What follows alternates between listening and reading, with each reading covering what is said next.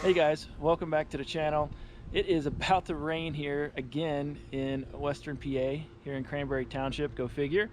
It seems like, man, 2-3 times a day here recently it's been raining on us. So we're trying to get some stuff accomplished outside while the weather's kind of cooperating.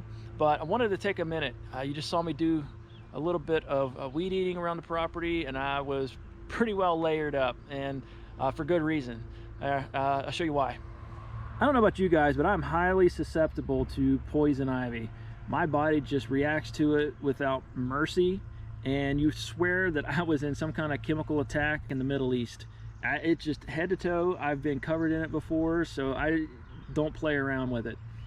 So you can see we got a field of it growing out here. I'm trying to do my best to mitigate it. I mean, this is a little bit further over the hill, so I'm not as worried about it. But it is creeping up towards where the girls play, just where we spend our time, and closer to our fire pit.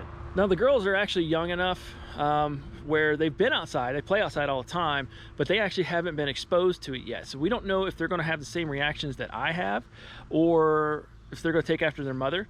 So Nikki, while she gets it, she always refers to the blisters as plant herpes, but she doesn't break out like I do. Yeah, I just look at the stuff and man, I'm just covered head to toe. Have to go get, you know, steroid shots and whatnot. So yeah, it's pretty bad.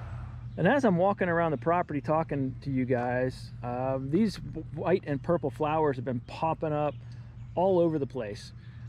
Wikipedia says that they're called summer lilac, I believe, but they're also listed as an invasive species.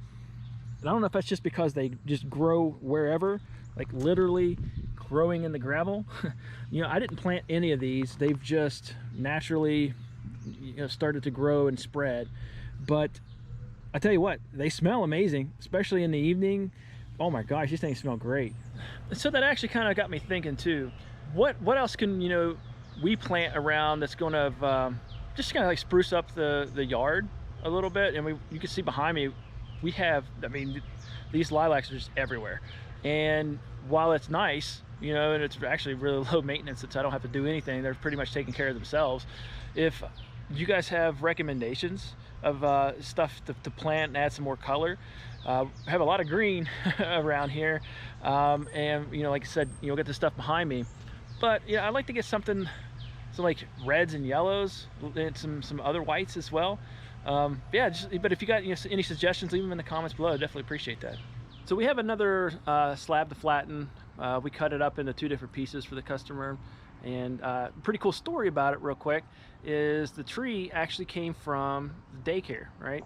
And the owner of the daycare wants a piece of that tree in her house. So she wants to create a coffee table, a couple of end tables, and possibly even a pub table out of a couple of slabs. So we're going to go ahead and get one of these things flattened up here for you. And I thought it was really cool, right? So she said that the tree had been on her property for like at least 30 years. That tree's probably older than that. And, you know, for 30 years, she's been dealing with the leaves off of it, branches falling out of it all the time. She wants a little bit of a memento. You know, I thought that was pretty neat. We're gonna go ahead and take a look at that slab. It looks great. I can't wait to show you guys. So let's go take a look.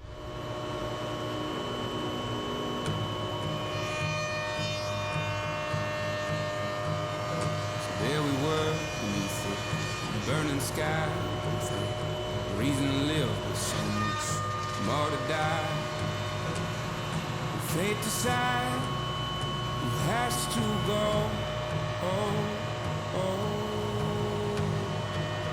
We both know pain, but we deal it too.